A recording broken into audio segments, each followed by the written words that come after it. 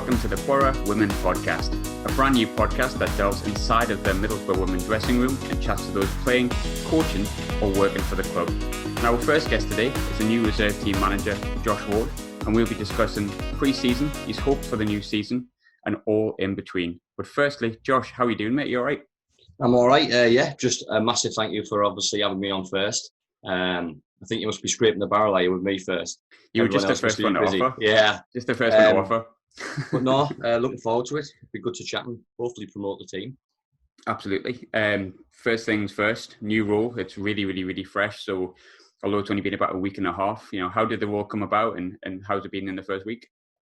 I think obviously there was a few discussions between myself and Ben, just more so about kind of my role at the RTC and that link with most of the players within the reserve group now are from the RTC from last season. So I think it was kind of the opportunity to reunite with most of those players. And with me obviously working so closely with the first team during pre-season, I've seen firsthand kind of what the club's new philosophy is, and it was certainly something that I spent a lot of time looking over in during COVID-19. So I think it was probably a good decision for the club to have someone in there that can implement that, who's seen that at firsthand.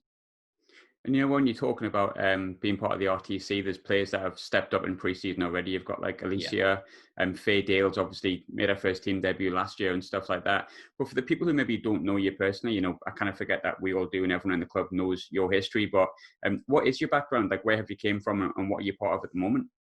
So went to university, kind of studied sports coaching. I think everyone who knows me knows that I wasn't a very good footballer. So I kind of fell into a coaching role at university alongside one of my friends.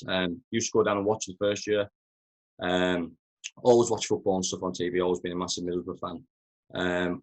Went down the first year, kind of got offered to be a part of it the second year as a kind of an assistant coach, which was very enjoyable, but it was tough at the time because obviously it was coaching a lot of my friends who I was at uni with. And then the third year I got offered to be the second team manager. So led the university team.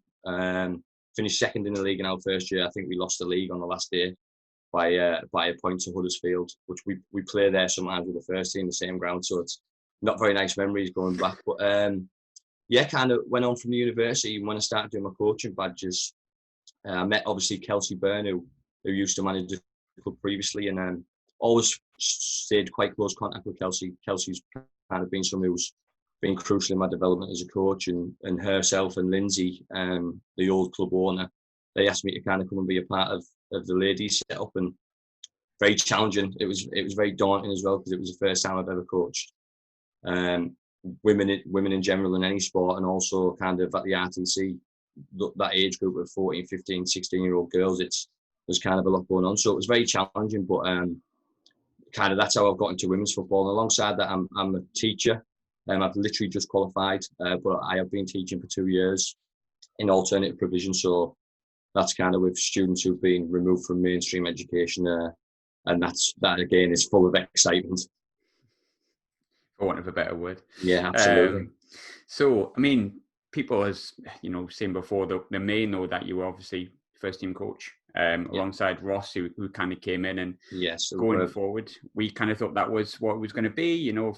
From a perspective, you've got Steph, Chris, yourself, Ross, and you've got the S&C coaches and things like that. So during sort of the COVID situation, you were part of the first team very much so. So going back to the summer and the COVID situation, which feels like we've all had our own difficulties with it, but how difficult was that period from a coach's perspective? Like we were just saying off air before, you never have 5 months of a season where you don't even train. So what kind of challenges did you come up against that, and new ideas did you have?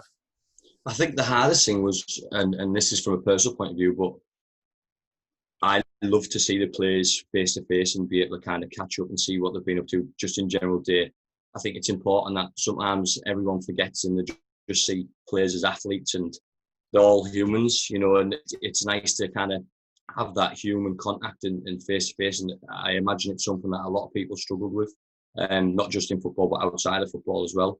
Kind of that point in life where it's just been taken away from seeing regular people, and most of those girls you're seeing 4 or 5 times a week.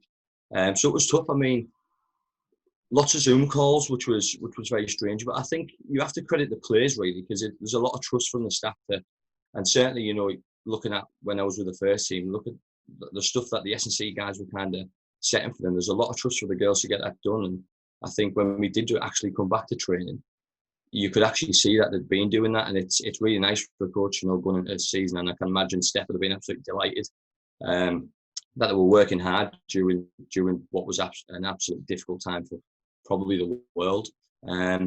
Very challenging from a coach's point to kind of plan non-contact stuff for a contact sport, but I think some of the feedback we got from, not just myself, all of the coaches during pre-season, the girls absolutely loved it. And I think that was the most important thing, kind of getting them back and enjoying the game again. And it does almost feel like, doesn't it? Because obviously we were both at the first training session.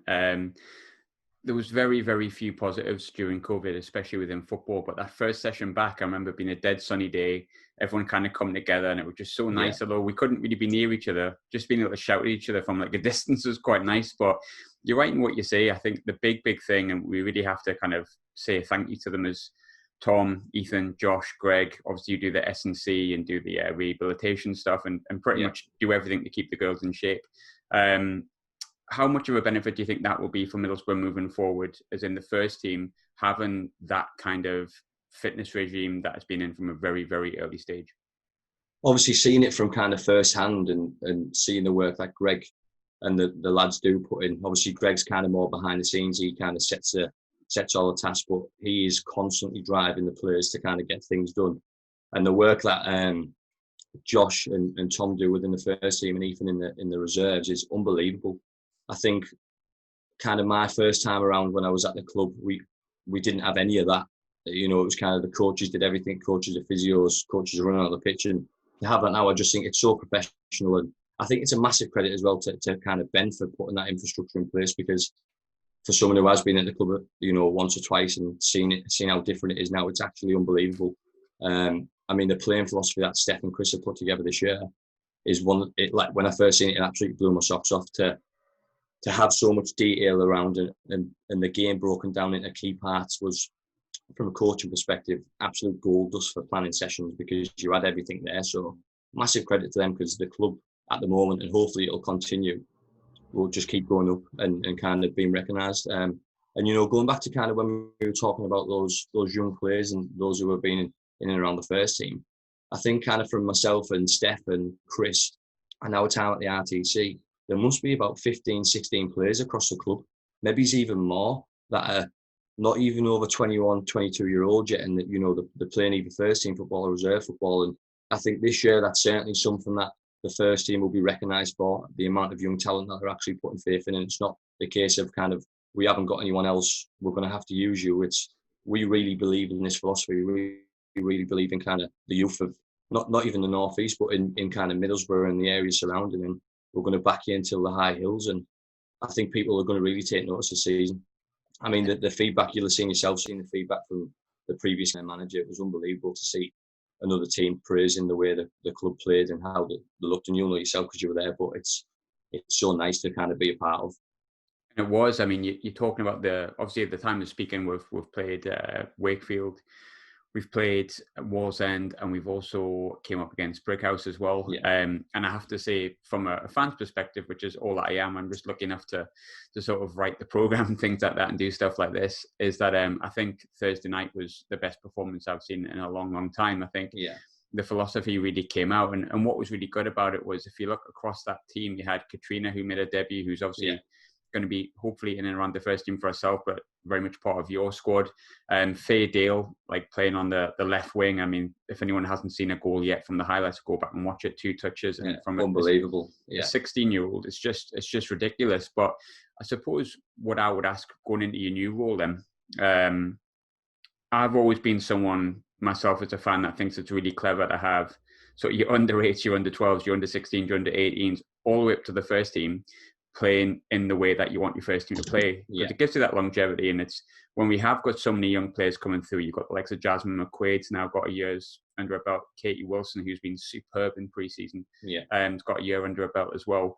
But how much of a benefit do you think it's going to be to you, knowing how the first team wants to play? Now you're in charge of the reserve team, you can kind of help build that and ready them and prepare them for the first team football?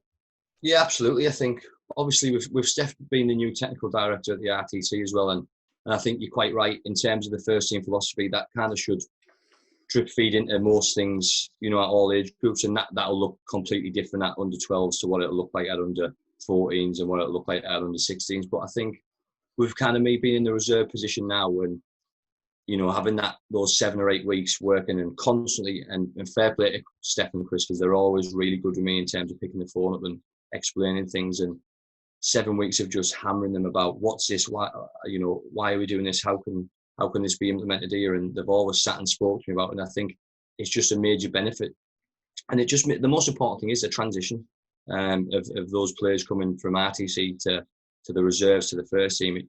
It should all look the same, and when they move from a reserve environment up into a first team environment, it should just be an easy transition. Everything should look the same. The way they're playing should look the same. So it has been crucial, those 7 or 8 weeks that you mentioned, kind of being with the first team, and hopefully we'll see that over the course of the season, because I think we get wrapped in wanting to win all the time, and I think the reserves, of course, we want to win games, but we want to promote players to the first team, and that's myself and Ethan and Jason and Mike, who are working with me.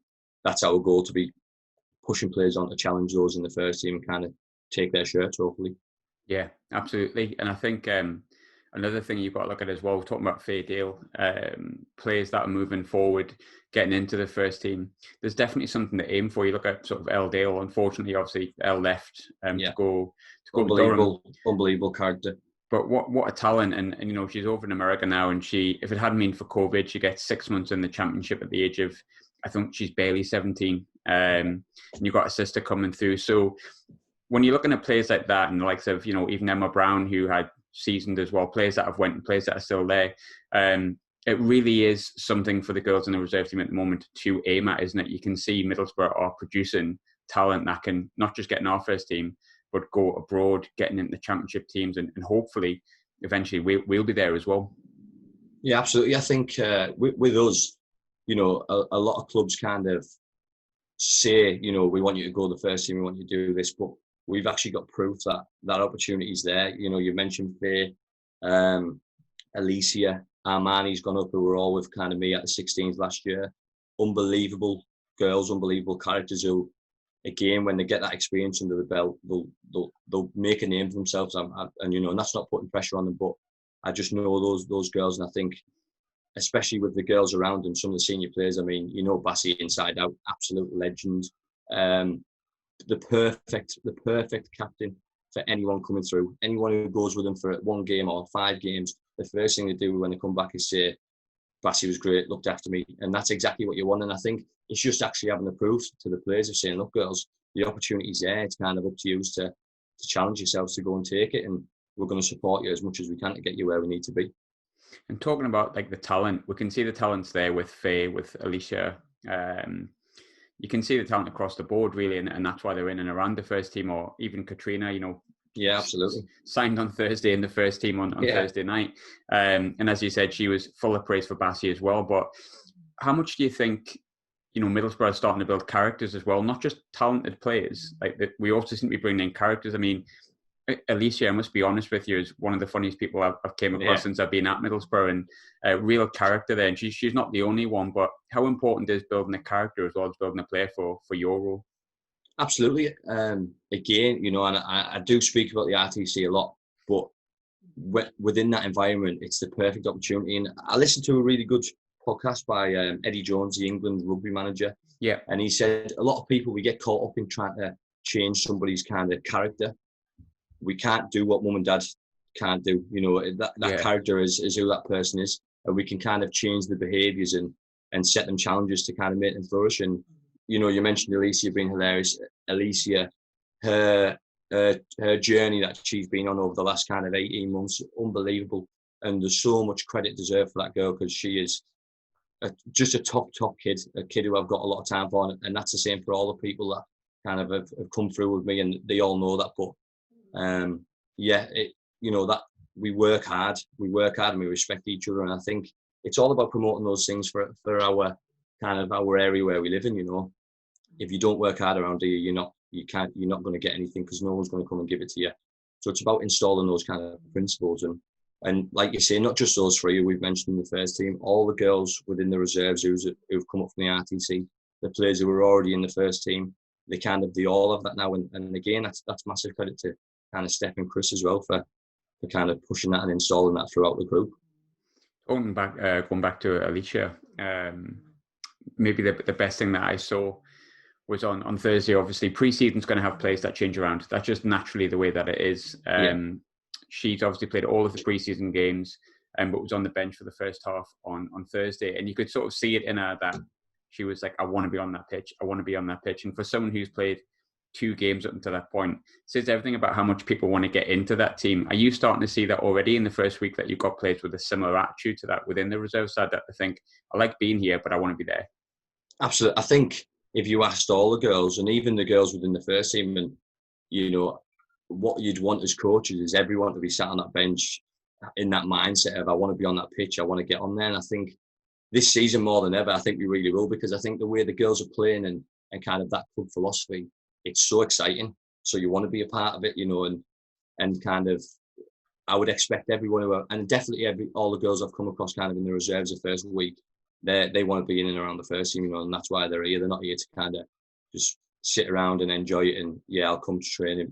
I'm coming and I'm gonna work hard, and I'm gonna try and push myself to the first team. And that's what it ultimately comes down to. We can kind of set the environment for those girls as coaches, but they've got to kind of want it as well. And I know, again, from the first week of being with them, they're all in that mindset if they want to get up to that first team.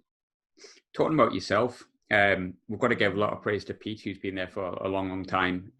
Obviously worked absolutely tirelessly while he was here with Middlesbrough, and brought his own qualities to the role. But you yourself, your own individual as well. You're your own individual coach, and as much as there is a team ethic and there is a mindset that runs throughout Middlesbrough, has been since we've came back, what do you think that you can bring to the role that's maybe unique or different? I think the biggest thing for me is the players, they can trust me. And I think it's so important. I like to set an environment where they enjoy coming to training. They enjoy coming to training. It's going to challenge them. And I think from being a teacher, you always want them to leave at the end of the session learning something. And I just want, it's putting them in that environment where they're really going to flourish and challenge themselves. I think other than that, it's more down, the coaches who are with me, they're going to be doing a lot of the kind of coaching and stuff. So it's about them and how they can challenge the players to kind of push on. And I don't want to go in there and kind of start shaking things up. It's more of a going in kind of, how can we tailor it towards what the first team are doing? And the girls have definitely got the quality amongst them to do the same as what the first team are doing. But I just want them to know that they can kind of come and confine me in anything that they need, and I'll support them as much as I can. And I think anyone you speak to who's worked with me previously, they'd probably echo the same kind of thoughts. We've probably touched on it a little bit already with players stepping into the first team, but the likes of Faye, Elysia look like they're going to be part of the first team squad this season. There is some players that maybe will switch between, as is the natural way of things in football. Yeah. But one person I really wanted to kind of give a nod to was Kayley Dunn, who came in against Wallsend. 16-year-old, came in, first ever game, implementing a new way of playing, a first game for any club professionally, and handled herself with such professionalism. It was quite astounding. And then obviously Brooke further came on with it as well. The players that are stepping into the first team that may spend a bit more time with the reserve this season, how impressed with their transition have you been when you've watched them? I mean, they seem quite at ease, don't they? Yeah, I mean, I know you mentioned Kayley first. Kayley, I came across, I actually played, our 16s played against Sunderland last season, and I remember seeing her then, and I was like, wow, like, she's got hype behind her. Her handling's fantastic.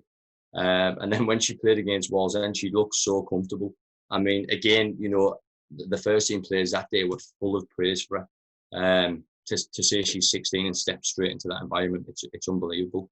She was down at training with us on Thursday night, again, unbelievable. A really nice character, and I think she's going to be one who we're going to be constantly pushing to try and, go and challenge Rosie Todd in the first team, because Rosie, again, is another fantastic, young, exciting goalkeeper who, there's so much talent within both squads this year. So the club's in a really good place. When we're talking about the club as well, I can only speak about the club since I've come in myself, which is December, and my role is incredibly different to your role and everyone else at the club. But since Ben's took over, and obviously Lindsay led the team to being champions in 2016. Yeah. She did so much stuff. But as it was, Ben came on and Ben's had fresh ideas, and Ben's completely committed. I'm sure you won't mind me saying that I think every living minute of his life is Middlesbrough Women Football Club. But I had a couple of results last year which were really positive, sort of around the time when I came and you came in. And then we had some really disappointing results, and that's kind of the way last season went. But gradually and slowly, there has been this positive vibe just running through the club. I would hope from the media perspective, but definitely. Right through to the coaching, the management, the new players coming in and everything. How's it felt for you as someone who's been at the club previously to sort of now, and what are the big differences that you're seeing?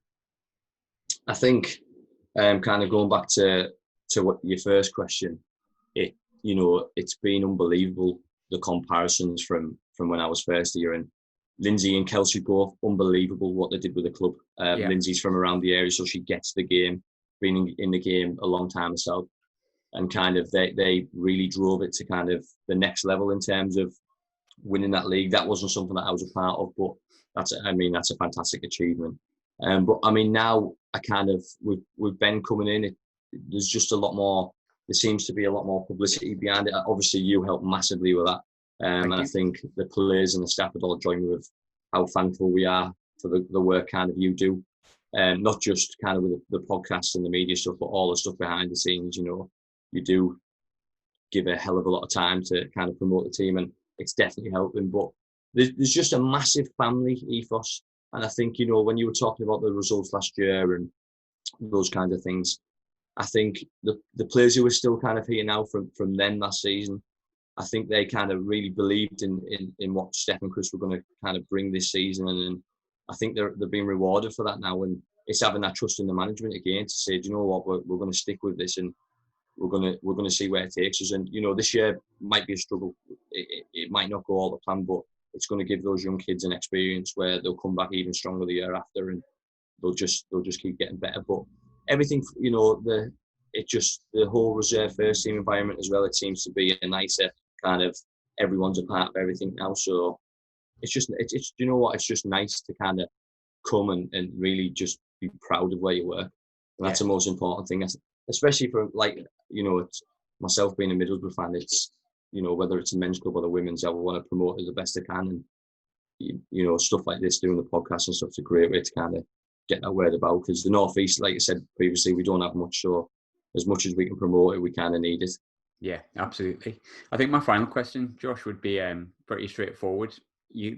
Nothing ever goes fully 100% to plan, but in a utopian dream world where everything works out exactly as you want it to, when we sit back down in May, hopefully there's no COVID situation to end the season, but imagine that's not going to happen, fingers crossed. Yeah.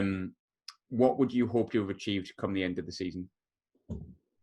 A dream would probably be to win the lottery, so I wouldn't be with you on the 4th of May when you come back. I'd be away somewhere else. But I think, Bahamas? Honestly, Graham, Bahamas, yeah. I think, honestly, I think if you'd have asked me that question a year ago, I'd have probably sat here and said, I want to win the league.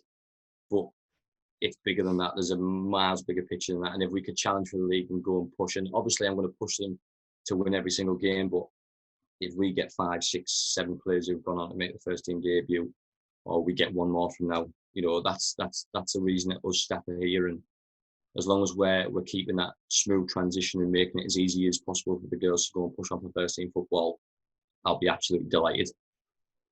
Perfect. Josh, thanks very much, mate. No problem. Enjoy the game tomorrow. I will. We'll try and enjoy ours as well, and hopefully we're speaking about a win next week as well. Yeah, absolutely. Well, I'll be following anyway as always, but good.